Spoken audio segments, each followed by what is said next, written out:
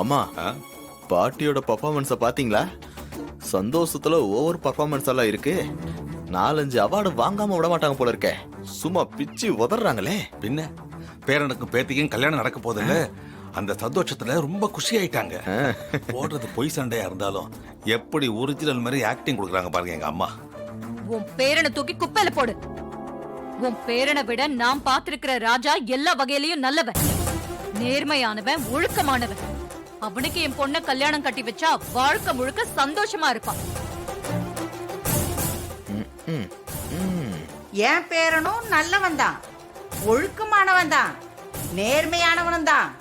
அவனுக்கு ரேவதியை கட்டி கொடுத்தாலும் அவன் சந்தோஷமா தான் இருப்பான்.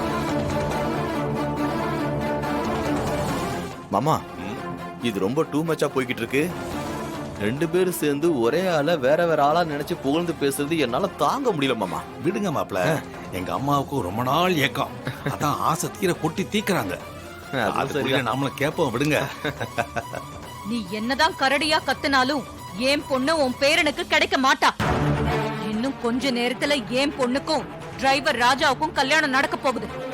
அத கண் குளிர பாத்துட்டு மூக்கு பிடிக்க சாப்பிட்டுட்டு போ. என் பேரனா உன் வீட்டுக்கு மருமகனா வர முடியாதுன்னு சொன்னேன். இப்ப நீ ஏவன மருமகனாக்கி மணவரையில கொண்டு போய் உட்கார வைக்க போற. ஜெயிச்சது நான் தாண்டி. என் முருகன் வாக்குடி. என் முருகன் உத்தரவை யாராலும் மீற முடியாது. ராஜா, நீ என் பொண்ண கல்யாணம் பண்ணிக்க ஒத்துக்கிட்டதுல எனக்கு ரொம்ப சந்தோஷம். எங்க கடைசி வரைக்கும் நீ முடியாதுன்னு சொல்லிடுவியோன்னு நான் ரொம்ப பயந்தேன். நல்ல வேளை நீ ஒத்துக்கிட்ட. என்ன அமைதியா இருக்க?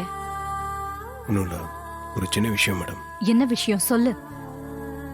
நான் ரேவதி கிட்ட ஒரு 5 நிமிஷம் தனியா பேசணும். ஓ, தாராளமா பேசு. நீங்க 2 பேரும் புருஷன் பொண்டாட்டியா ஆக போறீங்க. மனசுல இருக்கிறத பேசுறது நல்லதுதான். ரொம்ப தேங்க்ஸ் மேடம்.